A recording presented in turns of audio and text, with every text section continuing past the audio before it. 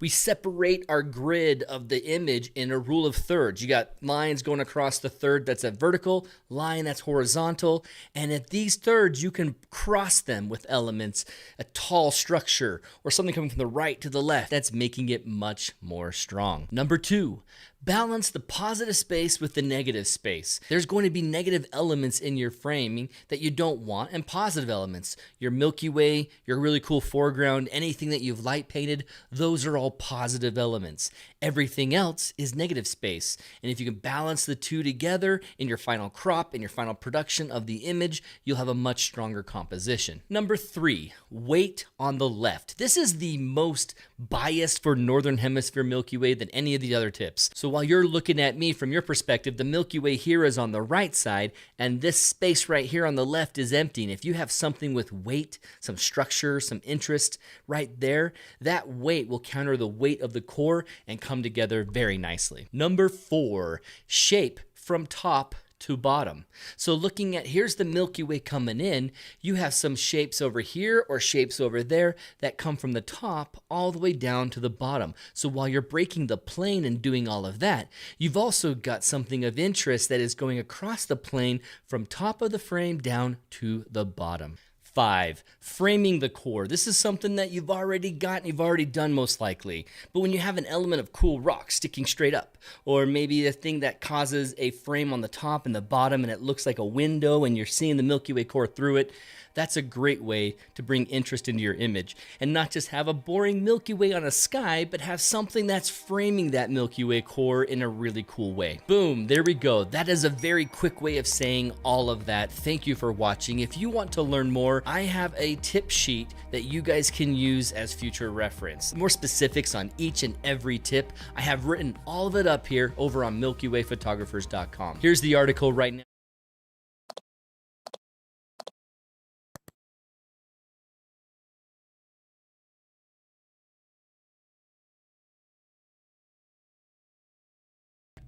And I am muted. We are back. I'm muted. I turn off the camera, turn it back on again, and now my camera is back on. So one thing I've got to resolve with this OBS in the new year is making sure that it shows my face when I actually tell it to. So welcome in, everybody. We got Eli and Rhonda and Teresa and Kathy, and scrolling up we had Ryan, Paolo, and Teresa. I think I said Teresa twice, right? Hey, Teresa, I'm going to give you credit twice. So welcome in to the tradition that I had for 2 good years and then needed to take a break from it, and it's back, Milky Way Wednesday. So what I'm doing is listening to the audio right now to see how the audio is going. Let's get it started real quick. 5, 4, I can't do it. 5, 4, 3, 2, 1. Just see how that all syncs up. Eli Frisbee says, hey man, hey to you, Eli. I'm stoked to be back. This doesn't help me at all in YouTube for some reason. YouTube fights me when it does these live streams. I don't know why, but I love doing them. I love teaching. And even though that the joke was that I'm probably going to be late and, you know, tech issues is always fun. Oh man, the audio seems perfect. Greetings from Alberta. We got Alan Dyer in the house, everybody. Alan Dyer, thanks for joining us, man. Praveen says, good day, Aaron. I can stop hearing to myself on echo here. I'm going to go away from that. You know what I don't have? Oh, right. I don't have this. Let me see what I can do in the background while this is going on. But I am stoked to have Alan Dyer. He's a famous Canadian Milky Way photographer. In fact, if you were to go, like for instance, today I was talking about the Red Hat. It's an astrophotography lens that's really great for deep sky. And that Red Cat, I think I said Red Hat. Red Cat is on a website with William Optic where Alan Dyer has a link placed on there to teach you benefits and everything on that, as well as some other famous YouTubers and famous Milky Way photographers. So Alan Dyer being here, thank you, sir. We're going to need some of your tips on your tracking experiences for sure. So I'm going to go ahead and get back into this video because I need to make sure that we got the cam chat working. And the way that I do that is something that hasn't been done in the background yet. And so I apologize. I got to pop out this chat window, grab a URL, and then I paste it in here. So you guys are just going to chat amongst yourselves with me as we get ready to roll, as I kind of two-time this.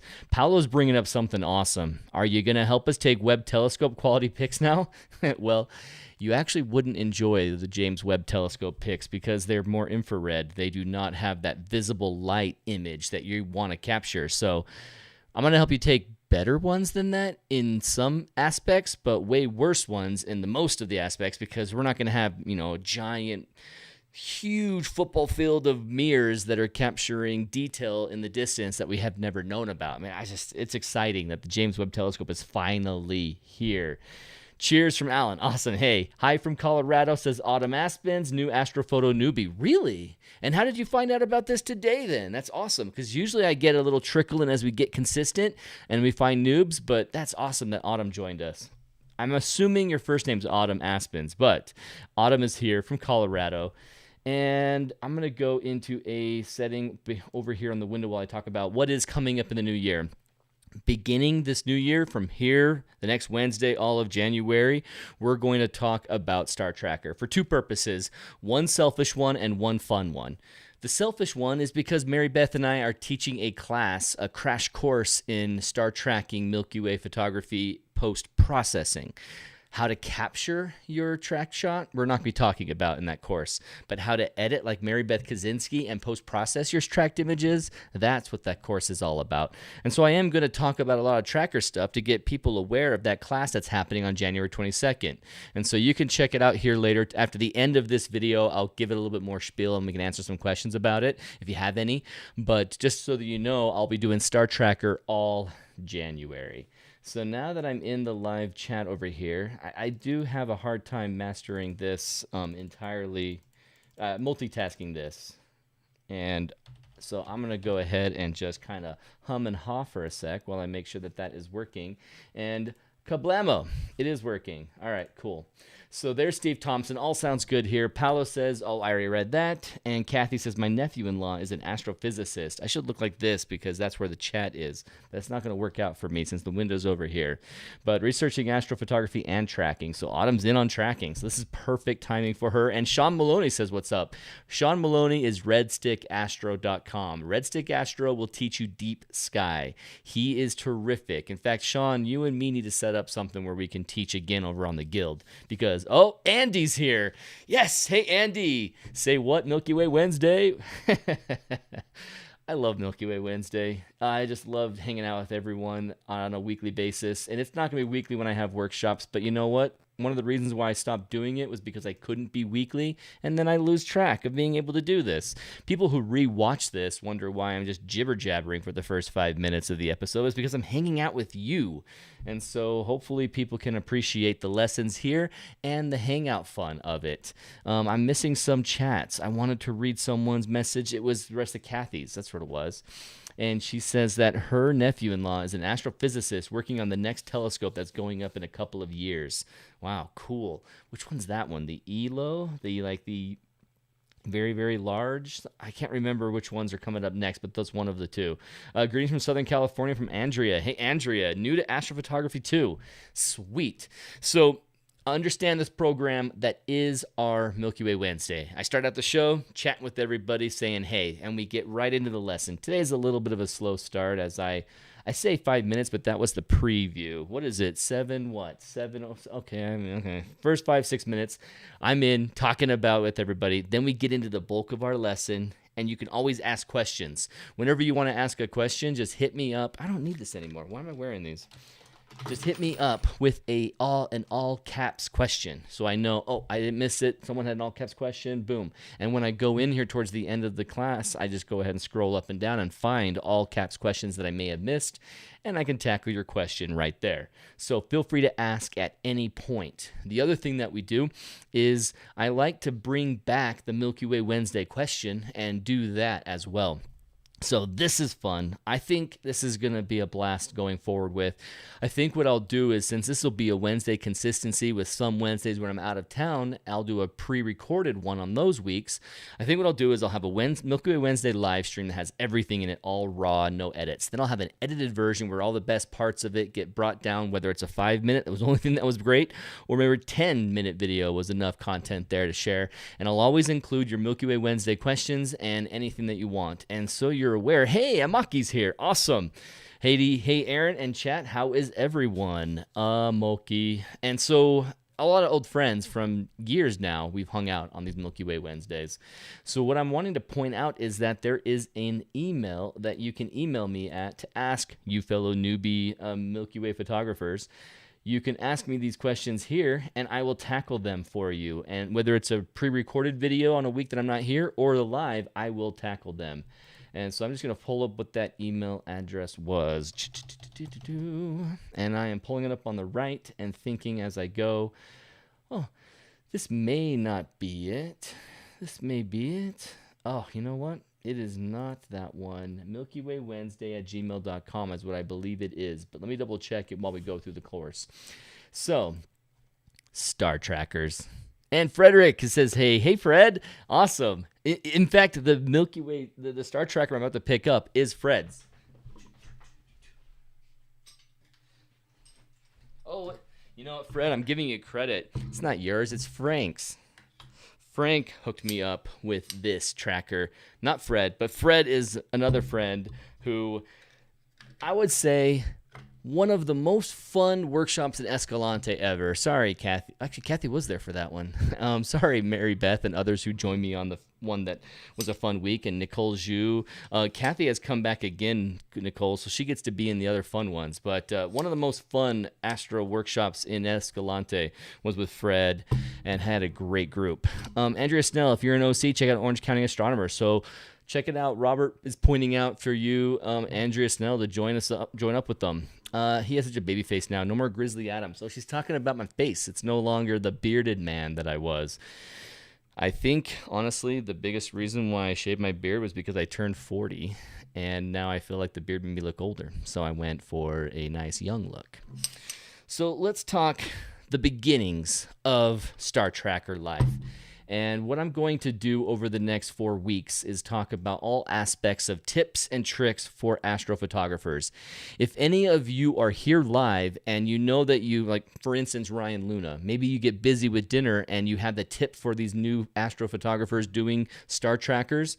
If you have that tip handy and you want to put it in there so that we don't miss out on it, give me an all caps sentence. That would be terrific. I would love to have an all caps question or a statement from you with your tip. Put it in all caps, and we would be set off right. You know what? Let's go ahead and start this off with Brian Miller's tip. Brian Miller is a friend from Photog Adventures from the very beginning, and his tip for astrophotographers who are starting out with getting that polar alignment working and trying to make sure that they get their tracker set up and working with the North Star, Polaris. His tip is be ready when it barely starts getting dark. At the beginning of those, just at the end of twilight period before it goes fully dark, you have few stars that are visible, then more stars, then more stars, then more stars. And he's found that in the very beginning, it was hard to find Polaris when it was so busy in the sky. But when he did it right after twilight or during twilight, he could find Polaris, get himself polar aligned, and have no trouble pointing out that star. And then when the night came, he was perfectly aligned and ready to go. So I'm realizing I have a couple other things that I wanted to pull out of my camera bag before I went into this. And so just forgive me for 1 second. And this is a good time for me to use this quick reminder about Mary Beth Kaczynski's course. So chat amongst yourselves. Be right back.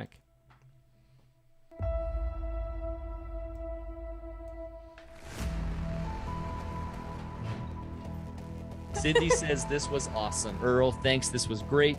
And connecting and cloning, and whether it's here versus up this here. is actually a 4-minute tracked sky, and I did that on purpose. Overexposed or blown out, and how do you preserve that color? I like your idea of working on the red channel. Always the challenge is the blend. right? And getting Yeah. those edges. You'll notice, like, I'll go use the Nick tool, and then I go back and do some more color correction. Maybe I'll go back into curves here versus where it wasn't here. Like, you see how this was more purple?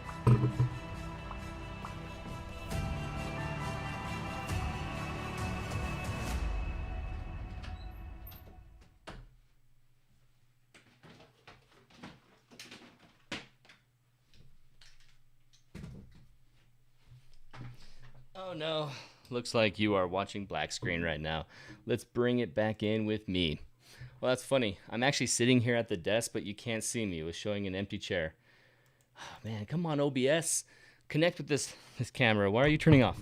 So, I've got some extra gear here. I'm getting a camera lens ready, and I am getting ready to show off some of the things that you're going to have to tackle as a beginner. These beginning tips today are going to be a little bit behind some of you who have done this before, but they're good reminders, and you can help echo the, be a witness and say, I echo that, make sure you do this or do that, or when I first went out there, this was terrible about it, yada, yada, yada. So, I think I've got everything in a way that will work. Let me move this up against some white so that it has a good silhouette. Perfect, perfect. We probably won't even get into the iPad tonight for a Milky Way Wednesday, and that's going to be rare that I don't pull out the iPad during a Milky Way Wednesday. So let's go into where we at. I'm not speaking very well. Where we are at. I'm going to bring up the chat again so we don't miss some of those comments, as one tip has just come through from Andy. He says, Polaris is not true north. No, it is not true north. So if you go out and you're thinking, I can't see Polaris, the trees are blocking it, I'll just point to true north, and there you go. You got it. That's not exactly how it works. So what we're going to talk about today is exclusively this tracker with some highlights and mentions of another tracker that had a bad experience for one. Now, okay, let me take this back. That tracker is fantastic, and we had a bad experience with it. And so I'm going to mention the bad experience today, even though that's part of that tracker. So it's just Skywatch Star Adventure Day, but the Move, Shoot, Move we're going to talk about more next Wednesday. And I want to point out some of these what didn't go wells on recent workshops with gear. And we found it happening more often with the Move, Shoot, Move, not because the tracker's bad, but because of the structure of what you're working with. And I'm going to explain that here a little bit better. So Scott Gleim says the workshop in Utah would be sweet. Hey, yeah, Scott, join me. My workshops website on photography.com, go to workshops. You can see which ones are still available. I just need to activate their sales pages. If you want any of those workshops that are selling out, like there's only one spot left on 2 workshops, just go in there and say, I want Bistai, I want to join you in Bistai, or I want to go to the Crater Lake workshop where there's only one spot left. Let me know, email, and I'll send you a PayPal direct invoice if you don't want to go through the website that I'll be finishing up this week. So, Ryan Luna, here's his tip, and Sean Maloney's tip. Sweet, perfect. There's a little foreshadowing. We're going to go to a full screen. And, where is it? Right here. That's the one I want. Cool. I want to be able to see everything much better. So, in short, fellow noobs of the Star Tracker, what do you do with it when you buy your gear? How do you consider some things? What are you worried about? What are some of the things that you may have not thought of doing? Well, tip number 1, and this is an obvious one, is sturdiness. Look at my tripod here. Just a little context of how the tracker will work. I'm just going to hold this like this.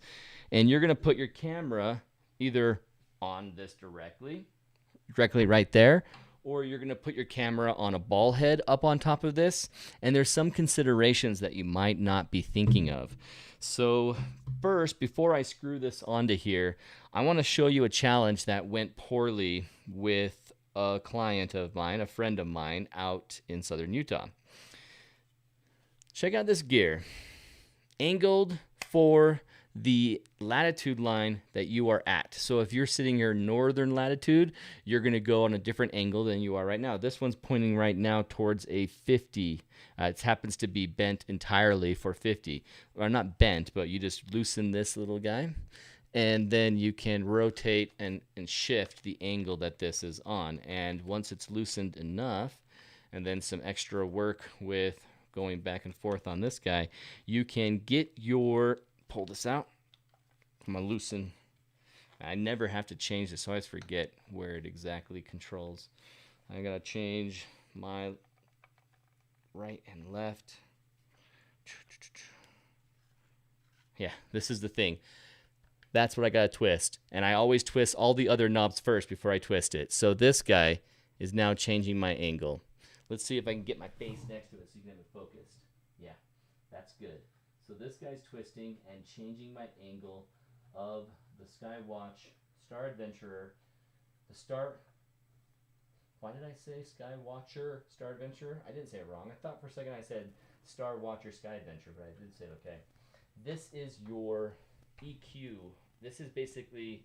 Oh, I'm saying this wrong. It's the Astro Wedge. This wedge right here is going to point you towards the latitude line that you are.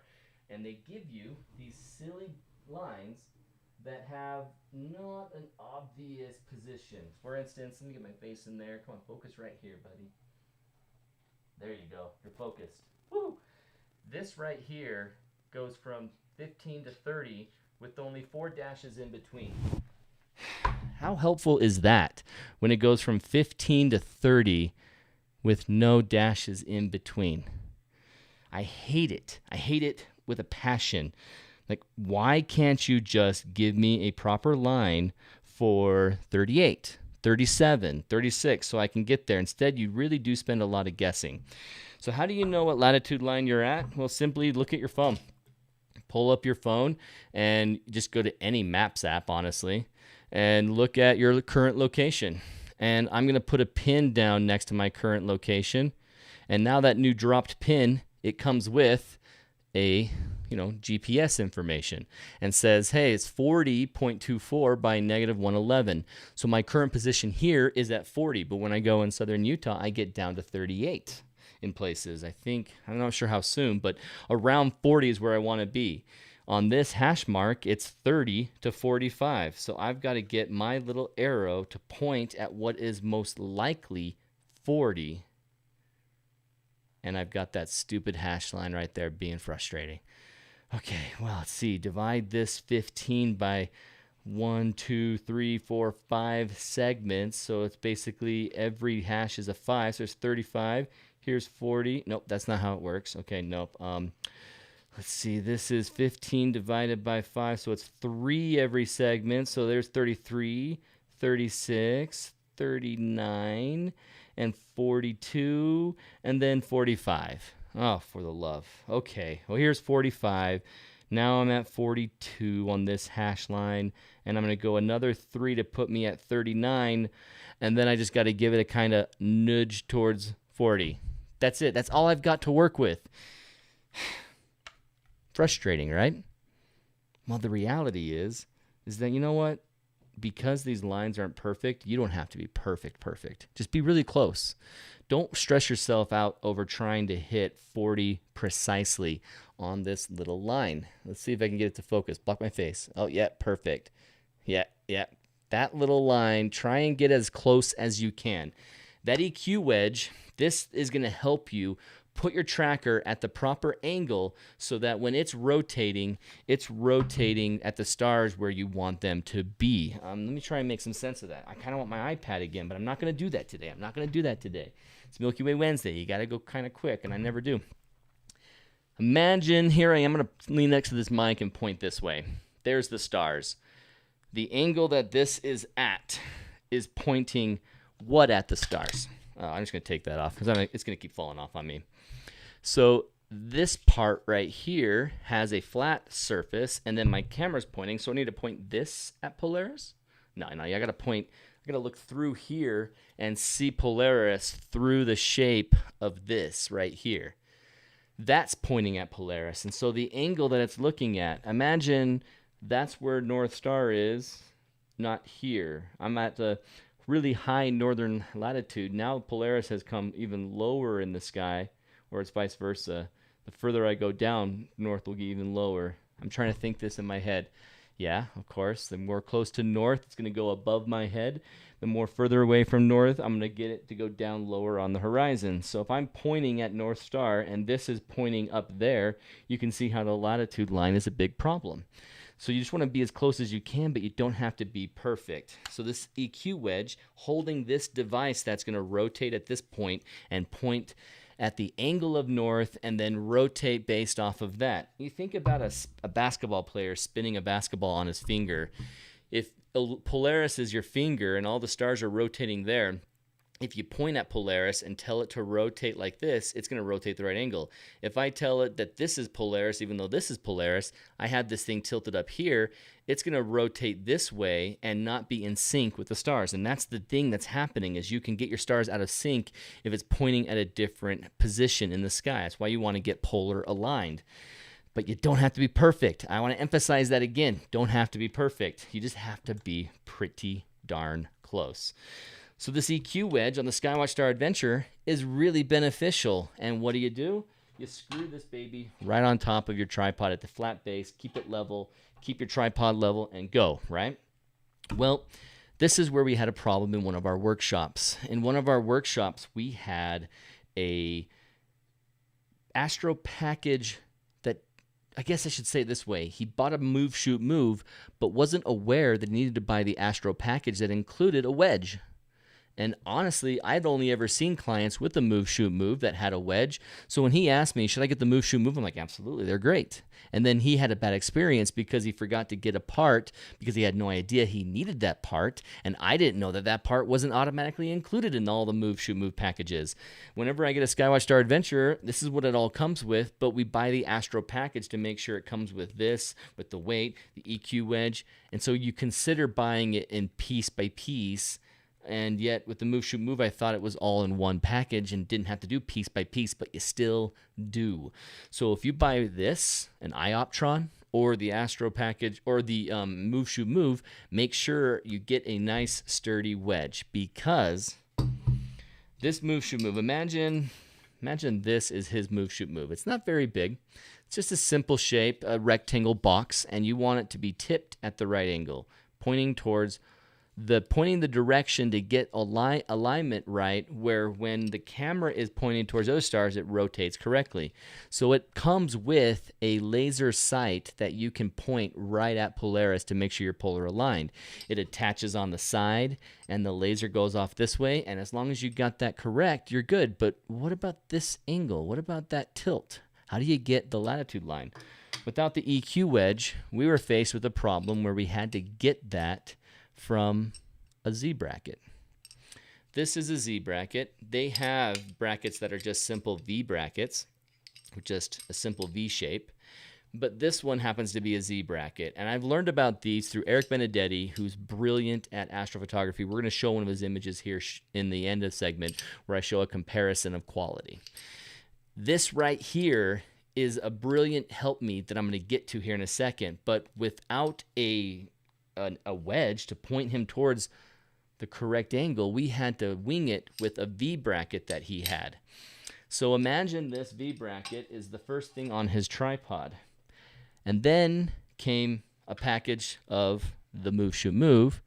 And then came a camera with a lens on it. And all of that went on top of a V bracket that he could barely tighten and make sure it was sturdy. And so constantly he'd get aligned, he was set up, he'd turn and try to get his composition, and I hope that wasn't crazy loud. It went right towards the mic, so it probably was. Sorry. This collapsed on him over and over again. And when it would collapse, his lens would rotate the camera on the top of the move, shoot, move, and everything would just kind of collapse in his hands. It was like he was building a Jenga tower and he grabbed the wrong piece. It was terrible. It was a terrible experience. He was frustrated. He didn't even leave the workshop without buying a Skywatch Star Adventure. Now, this sounds like I'm saying move, shoot, move suck. They don't. They're fantastic. He just knew that everyone else had one of these, and he was getting used to what they were doing, and so he liked it. If you got the Astro package wedge right here with, not actually the white one from Skywatch, but you get the one that's move, shoot, move sells, get that, add it to your move, shoot, move, you'll be so better off. The structure on your tripod is the most key element of making sure you have success. Unless you're really hands-offish and you will not dump your camera. If you don't dump your camera or mess up your polar alignment, you're good. So, looking at a proper structured setup, nice level tripod, Screw on your Astro Package wedge. And now you've got the base all set to go. Did you see the problem I already just had? How do I angle this towards you? My only option is to do an entire tripod leg shift. I hate that part. I am going to be putting a plate or a panorama ball, like one of those panorama connections here where you can level out. It's a leveler for panoramas. Oh no, they call it something else. Someone remind me. It's called a leveling base. A leveling base. I'm going to buy that and put it in here because with the leveling base, I can loosen it and then twist this any direction I want and then tighten it. So I can get this perfectly level and then I can point it the direction I want it to go, directly over towards the north and star. So this right here needs to point at the North Star. So I've got to rotate my tripod until it's pointed right at it. So part of my alignment is going back and forth on my tripod legs. Well, what happens when my tripod legs aren't on even terrain? They're on uneven terrain. I've got something here, I got something up here, and I got something up there to try and hold it nice and parallel with the horizon, but it's not necessarily level. And now I need to rotate. Okay, now I got to lengthen this leg, bring this leg short, and put this one down here. Oh, I got to move it a little bit more. Okay, loosen, pull the leg out more, tuck the leg in more. Okay, now I find it. It takes forever. So if you have something that'll help you, level, turn this around leveling on a level platform okay, let me say this better. If you can do something about making your legs not have to go in and out and rotate on all these scenarios, like having a leveling base, that is a cool thing that I'm going to get that is going to make it easier for me. Problem is, your leveling base can be a point of error. You could be off and you never paid attention to it, you never thought about it, and now you're like, why is my polar alignment not working? Oh, you're tilted down. You got the right number on your EQ wedge, but you're tilted a bit on your leveling base and you don't realize it until it's too late. That can happen. That can actually happen. So be smart and wise with how you keep this thing nice and structured and strong. My camera, the weight of my camera and the lens is not going to collapse this big old beastie EQ edge. I'm out of balance right now. I can see in the camera, but don't worry about that part. So here we are. We're set. Say we're pointed towards north, and I'm going to make north this direction just to keep a nice silhouette here. So north is there. And now we're looking at it to try and get our polar alignment. One thing I'm not going to be able to show you because I gave it to a workshop attendee, and Dave's been trying to send me another one, but I keep forgetting to send him my address. So he has my green laser. The laser pointer method is the best. Simply put, you tuck a laser in here, you point it out that hole, and now you see up in the sky where your line is pointing, and if it's on top of Polaris, you're polar aligned. You're polar aligned enough for a 15 millimeter wide angle lens. In fact, 15 millimeters is going to give you forgiveness by a dozen-fold. You're going to have no trouble getting polar aligned because of your lens being really wide. So you're going to get laser pointer. You're not going to go in there and check out those little dots and have to match it up with a space. Just get yourself on the right latitude line, put your laser up against it, and go. Next week, or possibly 2 weeks from now, is going to when it's got to be next week. Next week, I'm going to show you that polar alignment and some flaws with it and difficulties, and we'll have to do it in the dark room at the time. So next Wednesday, we'll be talking about polar alignment a little bit more in depth. So don't worry if you're thinking, I have some questions on that. We're going to answer them next week more. But I want to talk about the structure of your camera on here and why Eric Benedetti recommends this guy. So imagine, here it is. Here's your ball head. You put it on top of this. In fact, if you have an Astro Package or something, Astro Package Skywatch Star Adventure, you're realizing that I don't have that puck here. There's a puck that turns, here's that big counterweight bar, and then the puck goes on top here. And then from there, you put your ball head. And that's supposed to help you make up for this distance. Look how far back my ball head's leaning. That ends up being what helps you get started there, and then you can tilt towards your camera. Well, getting rid of the puck is nice. It's less weight. You don't have a big bulky thing on here, and you can put your ball head directly on it. Well, watch this. Now I need to point towards my stars in the foreground. Look at how far I can go. Okay, not far. Let me turn my ball head over here. Okay, now I can go all the way down. Only this direction can I point, where the little notch that's in my ball head, only there can I now, move my angle all the way nice and flat. When I was over here trying to do it, I have hardware banging against hardware. So this is a problem that is solved by the Z bracket. So let's move my ball head off of this and put the Z bracket on. Autumn and what was her other name? It was California Arens? No. I'm going to go back and find her. I want to find her chat and say that I can message you directly. So it is Autumn Aspens and... where's your name? I'm pulling maybe too far back to see your name. Another newbie to Astro. I'm calling you out not to do anything other than say I want to reference you and say, hey, this is going to be awesome. Keep going. But I'm going too far and not seeing her name. Bummer. Bummer. I don't know why I would think that that'd be interesting for you to hear me say bummer instead of silence, but...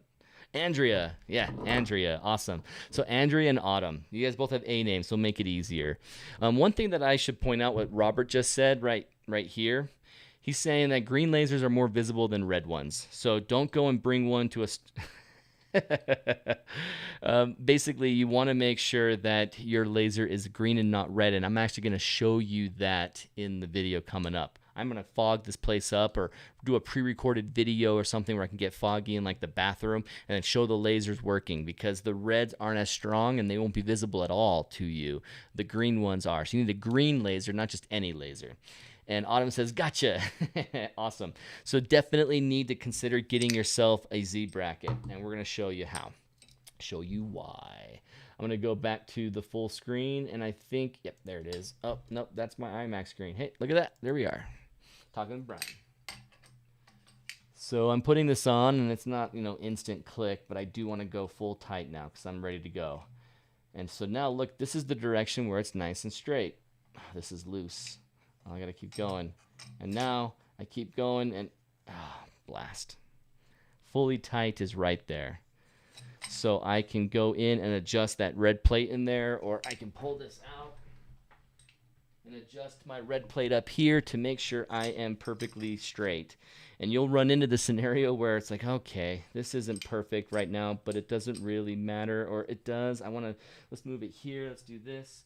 So you will find that the Z bracket needs an extra feature. One of the things that Alan Wallace has done with his Z bracket is made it easy for you to shift this plate that's down here. This plate allows you to make where your center point is, and I have not aligned this one yet. So we're just going to have to go and pretend like I've got this one working, and we can talk about that more in the future once I do the actual step and show you it on a video. But the key thing is you want this to be pointing at a good spot. And so let's see. Force it.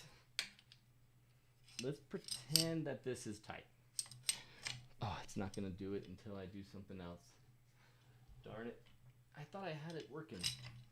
I had one that was really close. It just wasn't fully close, and it's stopping early right now. So a simple fix will come, and I'll have that. But let's just pretend like it is there already. With our cameras like this, no, it's stupid, that direction. Oh, I really tightened that. Bring this mic a little closer. With our cameras on this now, I'm overcoming that weird angle instantly. You can see that I have a platform already. Now there is a fail point here where this can go, and too much weight, it'll collapse on you. So maybe do this. And this is something that was recommended by Steve Sagnotti to always think about. If you need to, or you have a heavyweight lens or something really long, you can go, instead of using the full Z, just use the V and only go here where it tights. Now, this right here in this direction on this particular Z bracket, it doesn't stop moving at any point. There's another Z bracket out there where if the weight's applied to it at that angle, it gets tighter. And this one, it's really loose. It might even be a really bad Z bracket to consider because I can't tighten it without a serious Allen wrench hardware, and that's not going to be very fun on location. So consider your Z bracket something that you can get to be tight and tighten itself as it folds backwards, and then the weight of the camera on there is actually helping it tighten instead of causing it to have give like mine is. So you do need to consider that. I looked at Z brackets and I picked this one because I thought it looked cool. I didn't actually have any reason to believe that it didn't have some traits that I wanted. So the first thing about this Newer brand one, and I love Newer, so I don't want to kill, I don't want to spit on them, but this particular Z bracket doesn't have any features I need to really make sure I tightened it here correctly, or holding my camera up by causing the twisting, tightening to happen in this direction. So there's some things to consider, and I'm going to find a proper answer. I'm going to talk to Steve, I'm going to talk to Alan Wallace, and we're going to get some answers on what would be best. In fact, I hope I can even bring Alan Wallace in on one of these.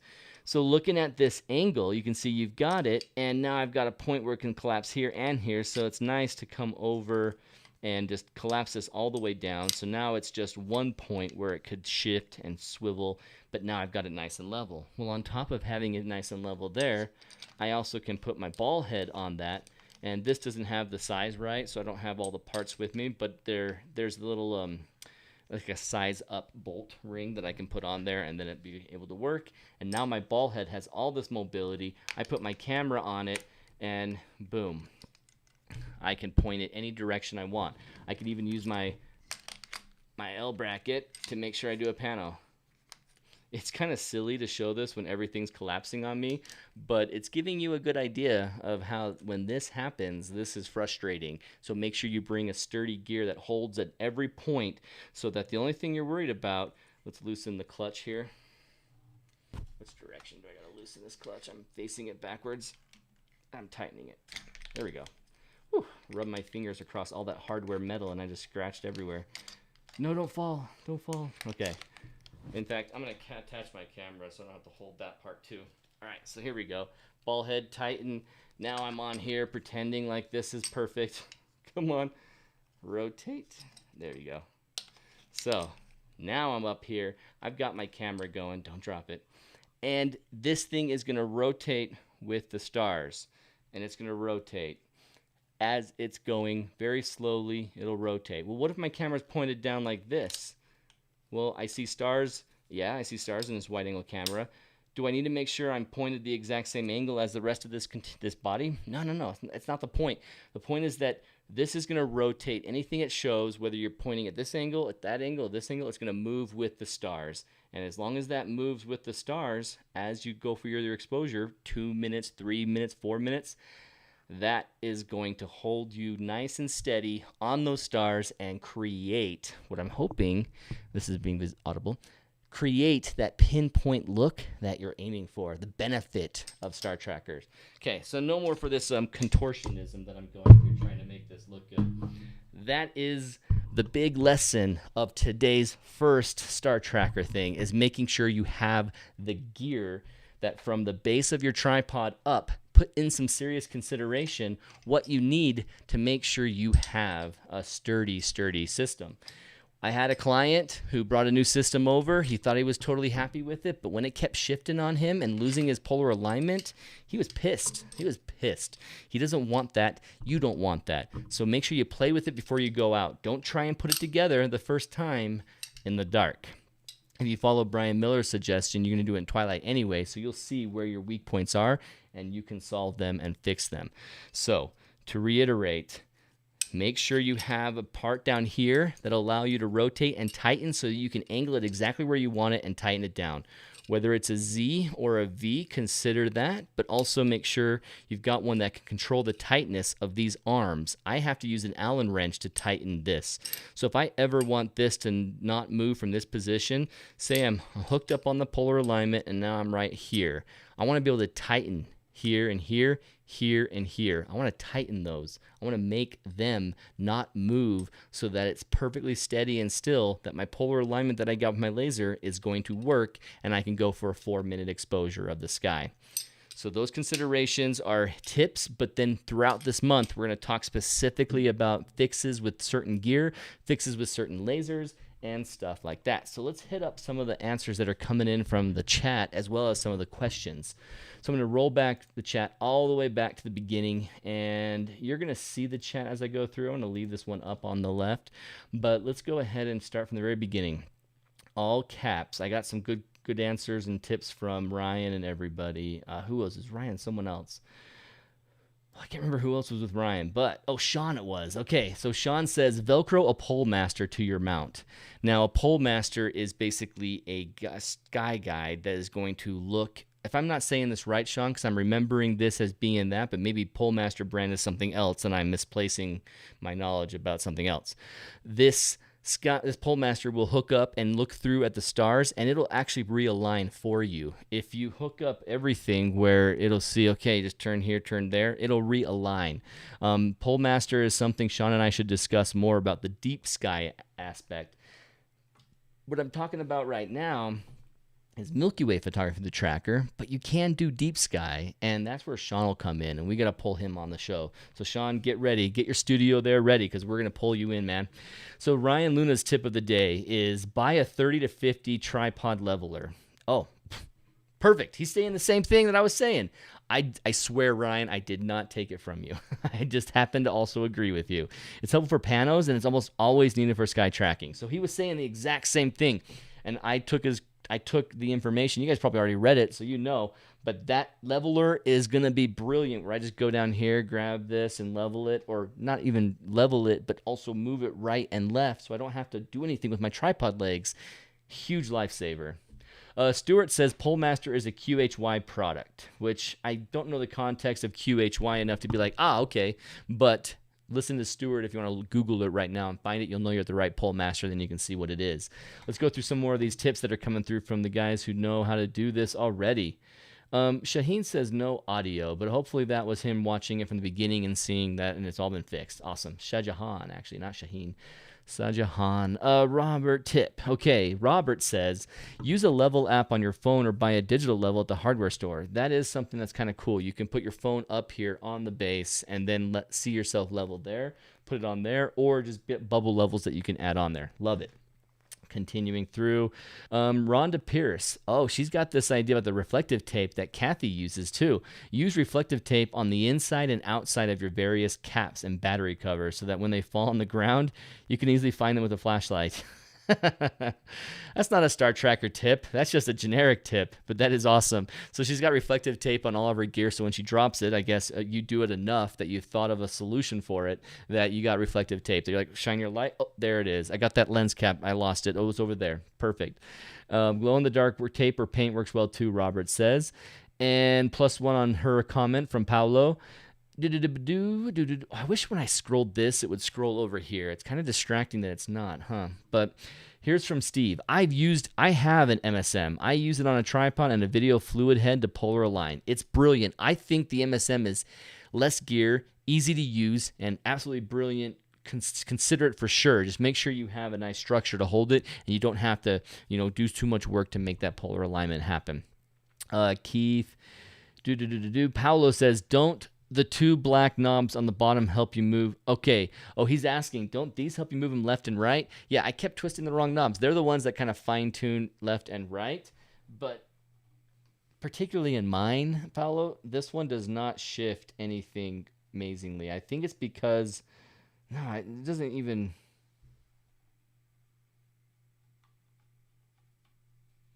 I'm trying to see if it moves when I go in really, really tight. And honestly, it doesn't do jack. And I think it's because this one's got a little bit of age on it, as well as tightened down right here on this green plate. And so it's a consideration of what is possible on this that I can answer later. But I find it easier to keep that tight and just focus on using that leveler. That'll be so much nicer. How do you see the laser in the sky pointing at Polaris if there's no dust in the air? So they answered that question for you, Autumn. The green one, even with no dust, is visible like a full line. It's terrific. Love it. Green lasers is the answer from Robert. Exactly. Green shows up. That's why she said gotcha, because she was answering Robert. And I even took credit for that gotcha. Sorry, Autumn. I'm looking through more texts. Oh, am I gone to the bottom? I have. Wow, okay. Chat has gone to the bottom. Awesome. So Alan Dyer's tip, you can see it right here. I want you to learn. Okay, I'm not going to add a word he didn't add in there. His tip. Learn to identify the Big Dipper and Little Dipper, and to use the old trick of using the pointer stars of the Big Dipper bowl to point across to Polaris. This is a perfect time for that iPad, Aaron, but you didn't set up. So here are here's your quick lesson. Big Dipper has 4 stars for the cup. There's a pair of stars, and since we're in reverse, let me do this. This will help. Yeah. There's the bottom part of the cup. So picture like big part of the cup going down here, and that's on the Big Dipper. Well, with the bottom of the stars of the Big Dipper, if you go from this side and draw a line through to the other one, basically continue pointing through that line, create a vector that goes through both of these dots, you will intersect with Polaris roughly. Even though I don't have my iPad up, I can pull up Stellarium, and then we'll show you what we're talking about in more detail there. So then, I think I haven't skipped anyone before Alan's all caps question, so now we'll go to the one that was added by Rhonda. Reason for the reflective tape is that the battery cover on the Skywatcher falls off so easily. I mean, I literally showed that example, right, Rhonda? I mean, it's fallen off twice since I picked it up over there and brought it over here and dropped it in front of camera. So this thing is a pain in the butt. So you do want to have some reflective tape on it because it will fall. Not that she's dropping her camera and lens caps all the time. She's just dropping this one because it's, for some reason, poorly done, poorly made. So then also use double-sided Velcro to strap it down. Yeah, that's not a bad idea. Kind of hold it in with some double-sided Velcro like that across. That might be great. I love that. And Andy says, am I the only one using the Vixen Optics Polaris star tracker? I don't even know that one. Unless you're talking about iOptron. No, it's not. It's not like the full word for iOptron. So yeah, iOptron I've seen a lot. Very rarely, honestly. Skywatch Star Adventure the most, and MSM the second most. And so now we're in Stellarium. Let's go ahead and show my screen. So this is going to be, go to the north and northwest. Okay, here we go. The time right now, you're not seeing anything, so let's go forward in time. I can't even see. Where is it? I went all the way through to the next day. But let me turn on the constellations so that I can see them. I'm just going through the days. There it is. I can't see these words. All right. There's the Big Dipper. Oh, no, the Little Dipper. And the Big Dipper is coming out over here. Am I going to stop this? I'm just going to keep spinning this and make everyone sick. So let's stop right here.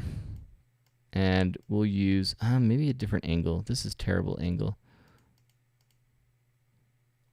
As you can see, obviously, this is how our Little Dipper and Polaris is the rotation point, where the perihelion, I always forget that term. It's a little shimmy. So here is the Little Dipper. And, oh yeah, it's being buried in this. This is why I'm not seeing it, because it's the full constellation of Ursa Major. It's going all the way up here, and I'm not seeing it connect off of that. So let's get Big Dipper. Well, we could go off this angle. I think everyone's sufficiently able to follow with this being kind of an upside-down angle at what will be, what is that, Provo at 7 a.m., no, 2:30 a.m. So here's the Big Dipper upside down. And so the cup is these stars in the far end. I was talking about these ones too much, and I meant to talk about this far end of the cup. So Alan was probably thinking, Aaron, you're saying the wrong stars. It's like, oh, I did say the wrong stars. Here's the 4. It's so hard to look at that upside down. Come on, bring it back. Let's go correct. It's just too much. Our minds are so set in certain orientations, and let's just make it a little easier. So here is on the horizon at the north. You see the Big Dipper. You see the cup. It's not these 2 bottom stars. It's these 2 stars on the right. And this cup line from here to there will draw a vector straight up to Polaris that is right there. So this is Polaris off of the Little Dipper. And so if you ever notice the Big Dipper and the Little Dipper, you're like, oh, go to the handle, there's Polaris. If you're trying to figure out which one of these stars up here is Polaris, look at that vector going this way, and you'll find, okay, there's the higher magnitude star. It's not the brightest star at all. It's not even close to the highest magnitude star in the sky, but it is brighter than those quickly around it. But problem is, without the laser, when you're trying to use this little telescope guy, and you're looking through it on your star tracker, and it gets fully dark like Brian's tip, this is what you're going to see. And now you're thinking, oh, darn, which one of these dots was Polaris? There's so many star dots you can't figure it out as easy. But this Polaris star will be obvious towards the twilight period. So if you get your polar alignment in the twilight periods, you'll have an easier time seeing it and working with it. But honestly, after 4 or 5 times, you'll have it. And this pointer stars has been my favorite way of finding it. I see the Big Dipper up there. In fact, let me get my old face back. I get the Big Dipper up there, and then I go, all right, boom, there it is. There's Polaris. After a while, you've got it completely memorized. But you will at first need that guide, especially if you live in like everyone mostly, in a high light polluted area. Then you go out to a dark sky site in Moab, and you're thinking, wow, there's so many stars up there. It used to be one of 5 that I had to figure out which one was Polaris, but now you've got one of 40 that you're trying to identify. So that's the reason why that tip is so important. So thank you, Alan. Looking at the other tips that came through before we end this and show an example of quality capture against newbie capture. Now, Bob, forgive me for using you as, the before and after version, but your before right now looks good, and you're going to get the after that looks like Eric Benedetti here in a second. So looking at the chat is sorry, I just joined in. Do you have any suggestions on a good star tracker that I can invest in? Absolutely. This guy right here, the Skywatch Star Adventure or the Move Shoot Move. Those are the 2 that I would recommend first. Ioptron's fantastic, but most people I know are using the Skywatch Star Adventure. Why? Because Eric Benedetti did, and he teaches using that, and so they just follow along with it, and because it works. There's nothing to complain about. It works, and it holds a heavier load than the Move Shoot Move. So just look into that, not Scott, but Disc Burner. Check it out there. And Stuart's going to answer some questions for you. Looks like he's chatting you, Disc Burner, so go check him out. Check out what he's going to say. Keith says, tip-ish. It's a tip. The star tracker tends to slow down and not track so great on low battery. So your batteries might die from an accidental power on when you're not using it, so check your batteries. Yeah, honestly, let's just add that tip right now. Do not leave all your batteries in as you're traveling. Take one out. Travel off, because this thing on this side, this stupid wheel, which is the least quality technology ever, this thing will somehow rotate in your bag and the vibration of the car, and it'll all of a sudden get on even though you left it off, and when you arrive, your 4 AA batteries are completely burned out. So it is wise to make sure that you use sharp, powerful, brilliant AA batteries on a night that's important to you. If you're going out for your 3rd time and you're like, I'm going to see how this goes, bring some extras with you, but use the ones that you have and just double check your polar alignment. Double check all the time. Zoom in and look. Are those stars getting a little bit of a trail, or are they tight? Always double check. Brian Miller came on. Hey, man, I gave your tip about the twilight. I hope you heard it. He says he has an Ioptron Skyguider Pro, and he loves it. It's got good payload and easy setup. Yeah, that Ioptron is basically very much similar to this, and there's no reason to hate on it at all. I have just never used it, and I don't have many people who have used it. But now I know Brian uses it. Awesome. And Stuart agrees. Skywatcher and Ioptron both make good trackers. Fantastic. So let's end this with the before and after. This is going to be your before and your after, and I hope that we're going to get everyone there. We're going to get everyone to this level. And here it is. I'm going to go over to... All right, so again, Bob, forgive me. This is going to show an example of your image over on the Milky Way Photographers Guild. So hopefully Bob won't feel offended. I promise you, Bob, your shot is great, but I am showing how great it can be, and he and I talked about this today. It's Kaveh. Hey, welcome in, Kaveh. So let's go over to the IMAX screen. I love Kaveh. And so here is Robert Borkowski's image, which you are only seeing part of because of the nature of of this window. So let me fix this window. Where do you want me to fix? This one. Okay. I need to introduce you to the entire screen. How about that? That would be fantastic. Now you can see most of it. We'll go with that for now. All right, so this is the entire screen. And you can see Bob's picture. This is over at the MilkyWayPhotographersGuild.com. Hope you guys will join us over there. It's basically a Facebook group without all the ads, and nothing ever gets deleted or taken away or, blocked. Okay, I shouldn't say it like that. You can't say anything. I will delete stuff. But basically, you don't have some of the ads and the problems that you have. Here is a cool Star Trek shot from the road out at Factory Butte. And this Milky Way is tracked at 95 seconds, and then the foreground he did 150 seconds to bring them out. He told me today that he used Nik Collection to try and bring some color and detail into the foreground where it was kind of bland and stuck together. But with that tracker, he sure got lots of detail of the core popping out over this beautiful rock that's Factory Butte. But there is another way that you can feature this. There is another way that this can look terrific. In fact, can I get my window over here? Let's get me back.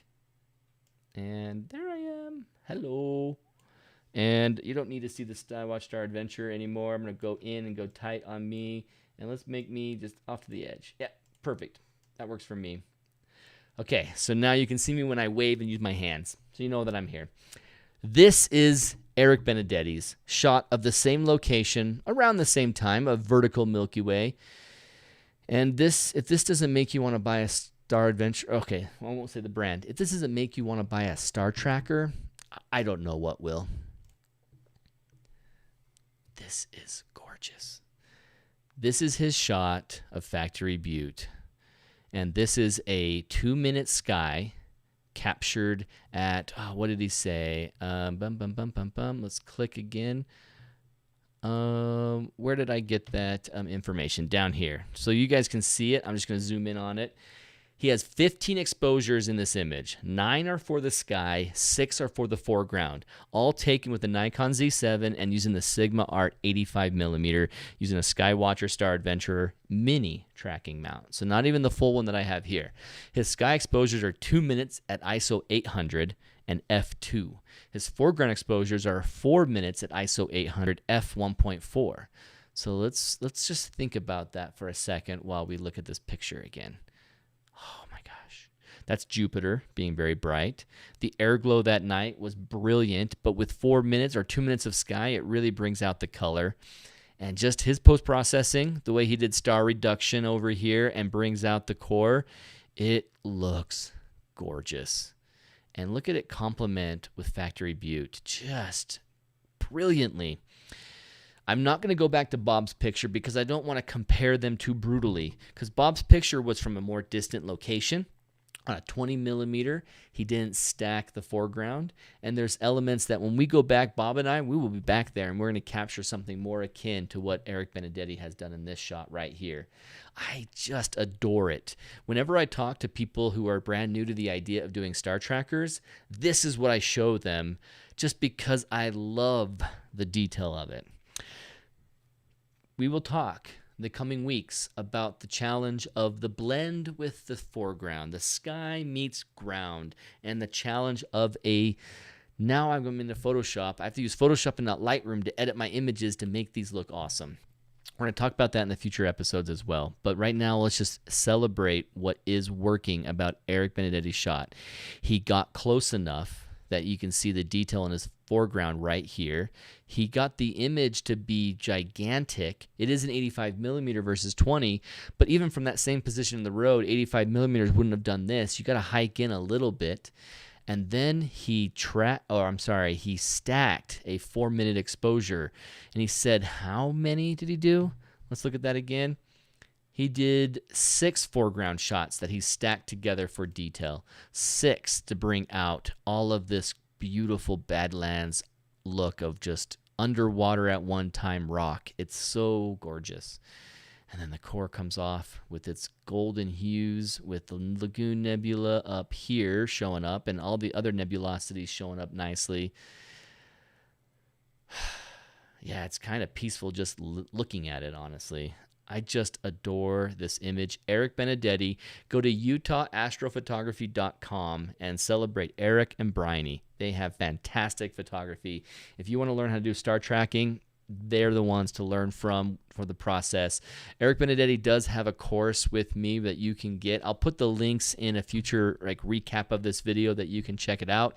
But if you wanted to know right now and you're like, Aaron, don't make me wait, go to milkywayphotographers.com and you can go find the courses there. This is going to be updated because we have a Mary Beth course, but here's Eric's course about Star Tracker Milky Way photography, the process of it as well as post-processing it. And so this is a full course of a one-day event that is a replay that you're watching. You're watching the replay of that one-day event, and Eric goes through all of his tips. We have things to add to the course, like the Z bracket and better tips for using the laser on polar alignment, but he goes through the I want to say arcane, but I don't want to say arcane methodology. Basically, the original, the purest way of looking through here and getting polar aligned. He goes through all of that. So if you want to check that out, just go in here, Milky Way Tutorials at milkywayphotographers.com. I do have a Facebook post that is still not taken down that does a discount on this course. It's $97, not $99. I think it is actually $99. I'm sorry, it's $99, but I put it for sale for $50 right now. So you can get it for $50. And so if you're interested in that, check it out. But the last thing I want to do is remind you about our course with Mary Beth. And, where's the best way to go to that, Aaron? Maybe your Facebook page is really the best way. Or just go to YouTube channel. Go to Photog Adventures YouTube channel. This is the course that Mary Beth is teaching her content, how she does her post-processing. And I'm not going to play the video. I just want to show you the link. It's right here. And the course will have a live event day. So this is like an online course with some extra features, and you can jump in here, join us, and all the information's out here. You can read it and join us for that and, learn from Mary Beth Kaczynski. This is her photography. She is brilliant. She's learned from Eric, and she's an awesome photographer, and you're just going to focus on one thing. You're going to learn how to post-process like her. Okay, that's enough of that.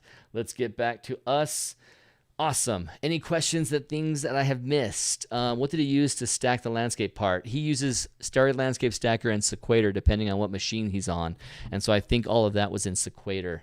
What else am I missing? Ryan, thank you so much, Ron, for providing your content. Glad to see you back on a regular basis. Looking forward to possible future endeavors with you. I'm telling you, Ryan, when I'm out in California, I got to go out and hang out with you, man. It's been 5 years that we've known each other, and I haven't hung out with you yet. Aaron, I don't have Facebook. Autumn, don't worry. Go to MilkyWayPhotographersGuild.com and we can answer questions there. Join us there.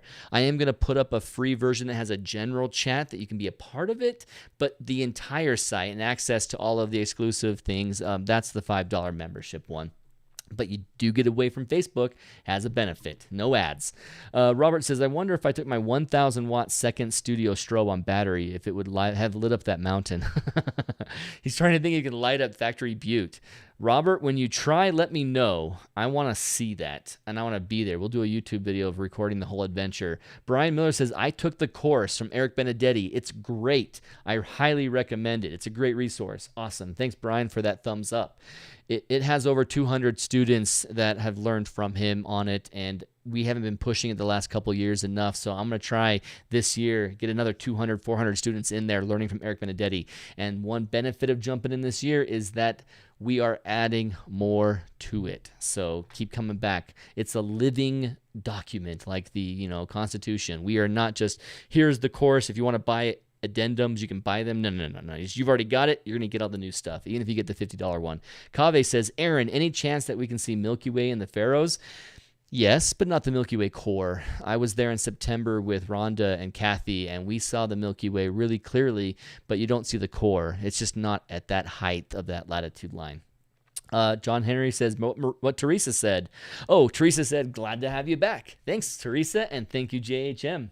Who am I missing? Who said something that I didn't repeat? Disc Burner, I am new here, and I'm fascinated by the process and beauty of everything here. Great content. Well, thanks, Disc. Come back next Wednesday, man. I'm assuming, man. Sorry. Disc Burner, whatever gender you are, come back next Wednesday and hang out with us. I'll be doing Milky Way Wednesday consistently, and like I said, when I don't have it live because I'm off on a workshop or off out of town, I'll have a pre-recorded one so you can hang out with the chat and do it that way. Rhonda's answering Kave's question, and boom, I think we're good. Oh, Aaron, do you have a code for the discount for the course? Basically, oh, you're right. She said she didn't have Facebook, and she's like, how do I get that? What is a good one place where I can put it that would help her? Because I sent the email out to everyone, but you're already not on that, Autumn. So let me give you a link. I'm going to give you a link in the chat. Yeah, it'll probably be best if I go to the Facebook and then go from there. So if you guys talk amongst yourselves while I pull this up for Autumn, if anyone has any questions for me, I am ending the Milky Way Wednesday. It's typically an hour. I've never gone a half an hour, even though I pretended like I would sometimes. And when I hit that hour mark, I have to slap my wrist and say, Aaron, stop talking, because I could go for 16 hours. So it's 1 hour. We'll be done at this time. Aaron's post. Where did I put it? Photog Adventures. Blah, blah, blah, blah. Last minute Christmas ideas. Autumn, I'm going to hook you up with Eric Benditti's course. And let me know if you're interested in any of the other ones, because my course is on sale for $30 and Photo Pills for $10, $50 for Eric Benedetti, as well as you can get Mary Beth's course if you want to jump in on that. You know what? Oh, that's just too big of a thing to copy and paste in there. If you guys go to any of my other YouTube videos where, any of the other ones, that's a tough one to say. I have an email list you can sign up for by getting tip sheets, and then I can email you this information, but email me, Aaron@photogadventures.com, Aaron@photogadventures.com if you want to have anything from me that you didn't have a link for because you don't have the Facebook access. And then I'll do my best to keep these links in the description in the future videos so that it's not hard to find. If you go to my other YouTube content, you'll see some of these links in there. But I'm giving you Eric Benedetti's course right here. And here is the link finally. That should be clickable. I just tried it, and it opened up the course for $50. Awesome. It works. Woohoo. Brian, taking off. Have a good one, Brian. So awesome to hear from you again. This is why I love doing the lives, because I get to hang out with old friends. Who am I missing? Oh, great. Thanks, Rhonda. Thank you. Awesome. It has opened up my mind. I can't wait to do more with you, Autumn, because there's so much that I teach for beginners that is mind-blowing and fun, and then the rest of these friends of mine in here have already heard me say them, and they're not really that excited about it, but they still came back. You all came back to hang out, so thanks. Again, this is an opportunity for us to get going back into 2022 and enjoy Milky Way photography together, and I'm stoked to be back and doing this. Mondays, I'll have my Monday Moment of Envy on Facebook. I'm sorry, Autumn. But then I'll have my Wednesdays, Milky Way Wednesday live streams, and I will put the highlights from them into a short clip where I'll include links like this that you ask about, but then the raw video where I hang out and chat with everybody, that'll be live every Wednesday. So thanks so much. Have a good night. Enjoy your evening wherever you are, and if your skies are clear, get out there and capture Orion. Oh, for the love, capture Orion. It's a beautiful constellation. If you have a tracker, you're going to see detail you never saw before, so go out and do that. Paolo says, I missed this. So fun. Thanks, man. I know, and he lives in Italy and LA, and so even when he's out of the time zone, he can come back and enjoy this. And maybe, I don't know, what would it be? It'd be like 4 in the morning for you if you joined us there. So at Autumn Aspens, where are you located in Colorado? I'm in Santa Fe. So Rhonda Pierce is like, I'm going to come hang out with Autumn. All right. Have a good night. See you all, and get out there and have an adventure of your own. All right. See ya. And of course, on all end streams, it takes forever. So I'm going to keep talking to you guys as if you're here, because I have to hit this button and then hit that button, and see you later.